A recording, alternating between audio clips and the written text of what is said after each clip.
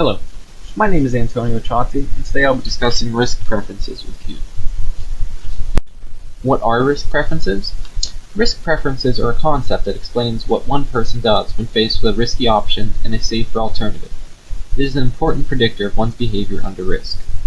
It is also known as the willingness to take a risk for an expected payout or return. When exposed to uncertainty, a risk-averse behavior would be attempting to lower that uncertainty.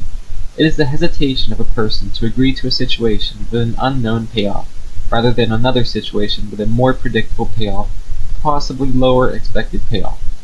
For example, a risk-averse investor might choose to put his or her money into a bank account with a low but guaranteed interest rate, rather than into a stock that may have high expected returns, but also involves a chance of losing value. There are three main types of risk preferences: risk-averse, risk-neutral, and risk-seeking or risk-taking.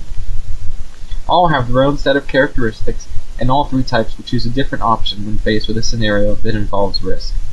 We will now move on into detail about each preference type.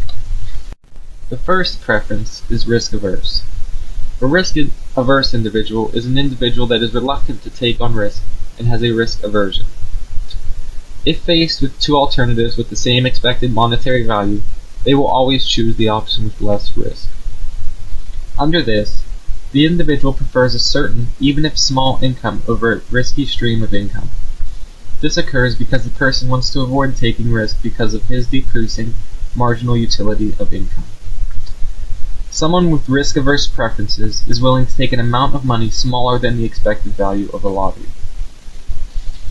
The next type is risk-neutral. A risk-neutral individual is an individual with risk-neutral preferences that does not care about the risks involved in the decision-making process.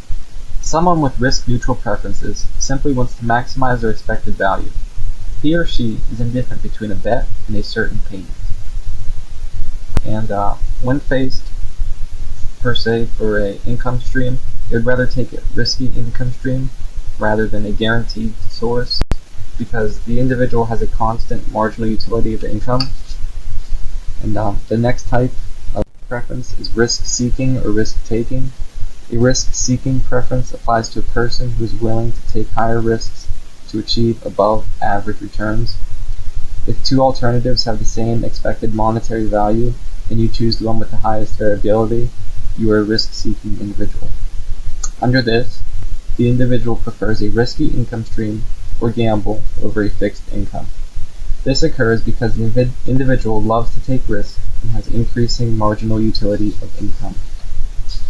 On our next slide, we have a diagram which shows the relationship between expected payoff and utility for individuals with different risk preferences. Note that the additional satisfaction risk-averse individuals get from higher payoffs is decreasing, while the additional satisfaction risk takers get from higher payoffs is increasing. And on the next slide, we have an example. Imagine there are two scenarios, and one with a guaranteed payoff and one without.